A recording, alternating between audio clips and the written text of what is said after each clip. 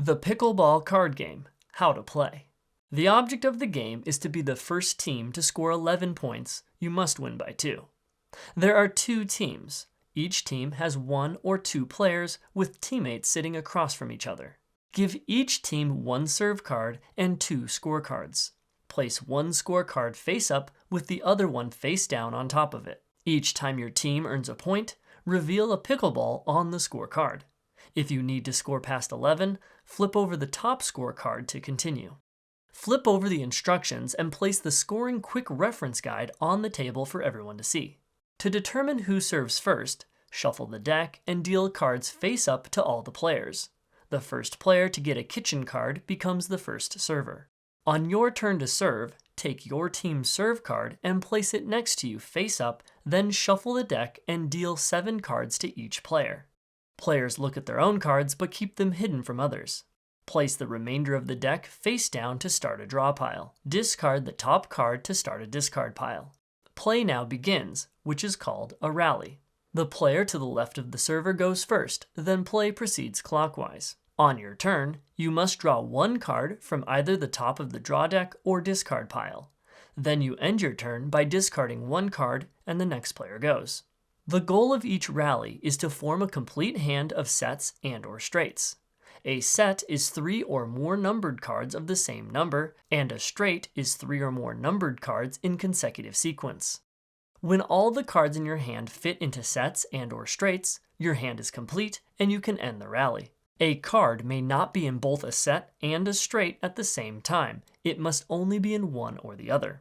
Smash and Pickler cards are wild cards that may be used in place of any number card. You may have multiple wilds in a set or straight. The Kitchen and Dink Shot cards allow you to have a complete hand with 6 other cards that make up sets and/or straights. If you have more than 1 Kitchen and/or Dink Shot in your hand, then you do not have a complete hand. When your hand is complete at the end of your turn, after you discard, you lay your hand face up on the table. Every other player gets 1 final turn to try and complete their hand. Then points are scored. Except for the Dink card, only the serving team scores each round. If a player on the serving team completes their hand, then they score 1 point for their team for completing their hand, and 1 additional point for every Pickler card in their complete hand. Pickler cards in incomplete hands are worth 0. Dink shots always score 1 point whether your team served or not, and whether in a complete hand or not. However, when playing with teams of 2, called doubles, each team only scores the best hand between each teammate. Teammates may not trade cards or combine points for the round. The first player to complete a hand ends the rally and wins the serve, becoming the new server.